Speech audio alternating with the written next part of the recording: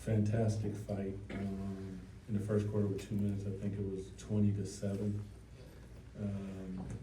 And you can fold up the tent or you can continue to fight, and that's what Sacramento Kings basketball is all about.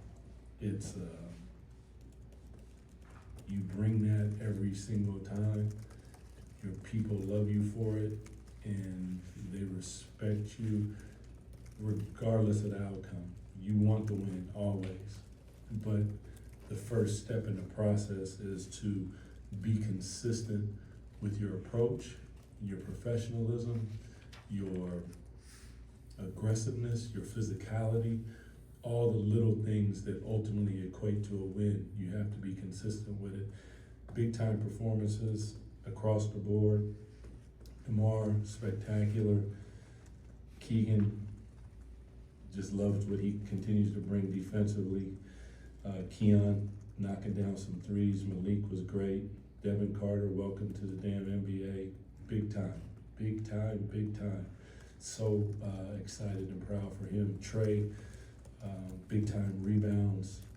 Jonas holding us down. Markel coming in and giving minutes. Isaac, just across the board. Everybody that came in the game contributed, and that's ultimately all you can ever ask. So super excited for them to compete against some of the best talent in the league and fight the way they did. Carter, you kind of mentioned it. Would you call this his coming out game, and what would you say about his performance tonight? I think that Devin brings the physicality, the swagger, the confidence, all the things that as a coach, I just speak for myself, like that I expect out of my team. There's a calmness and a competition in him. My grandma used to say, still waters run deep, and he brought it big time. Doug, you kind of touched on it, but you guys went 4 of 23 in the first quarter. It was just kind of felt like a weird quarter, but only down 7 going into the second. And then, from there, just the intensity, and it kind of felt like it was all there. What did it take from the group, and what was the message after that first quarter to, get that type of performance out of them? I guess what you're saying is how do you get that performance? And I say that's the performance that I expect. The result might vary from time to time, but that's what we expect. A high level of intensity, of physicality, of picking up, of active hands. They're gonna make shots.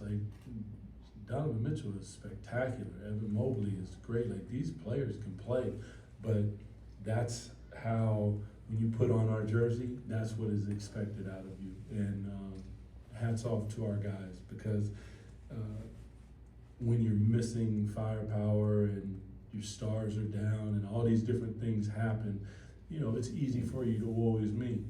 And my message in there to them was to play for each other.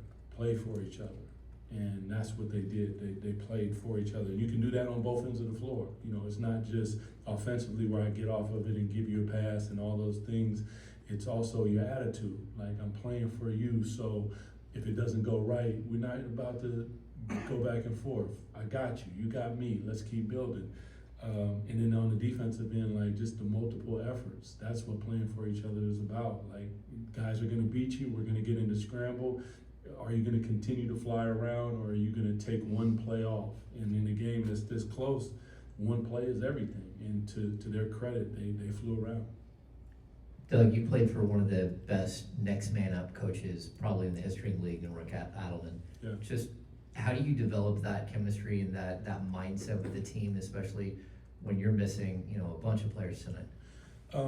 One thing I would say, James, is I try to love all my players. You know what I mean? It doesn't matter, all the way down. I don't stop at the star. I don't stop at the starting 5. So whoever it is, I give them all the same love and respect. And I think that hopefully, can't speak for them, but hopefully that builds confidence. And in the confidence comes, coach, trust me. And then when the opportunity presents itself, Have you done all the things that you need to do to be prepared for that opportunity? And even when they go and play their next game and all, I try to go down there just to let them know, like, just because you didn't play last night and you're playing in the next game today, I'm here to watch you because I respect what you're doing. And I think those are the things that, at least for me, to try to build that up in these young men.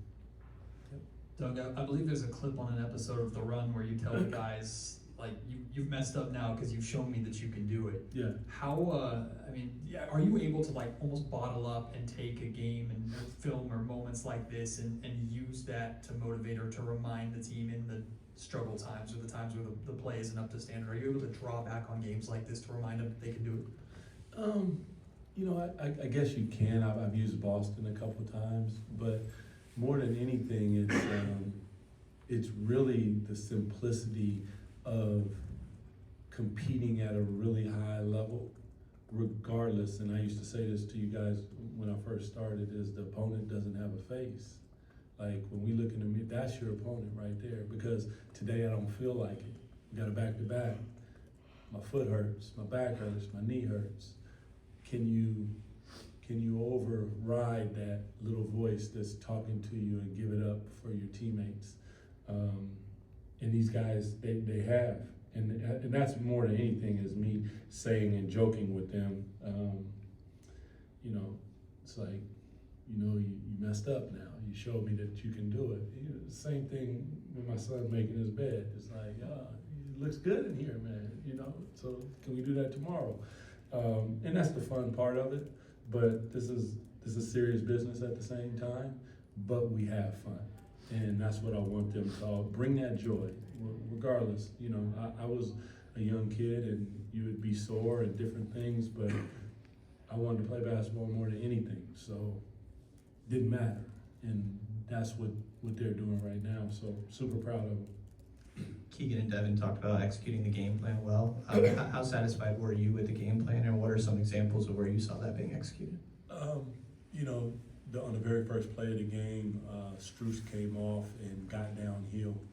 And I had talked about going under if the screen was super high. Next play, Malik goes under, nothing. So it's just the ability to communicate at a high level. Physicality is something that I wanted from them. So when I went to Devin and he got in the game, I said, zero airspace. Like, you go and you touch him and you make sure that he understands that you're gonna be here. And when you do that, two things happen. The players step up or he back up.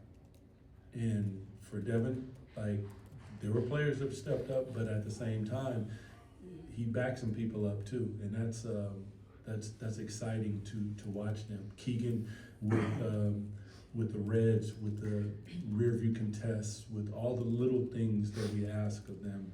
And it's difficult, man. It's a lot. Try to keep it as simple as we can, but at the same time, try to mix in things, because I know that these guys are so special that you can't do it the same way every time, because they will figure out they will problem solve. And Donovan Mitchell is probably one of the best problem solvers that this game has. So credit to both of those guys for bringing the physicality and trying to follow a game plan and see it through.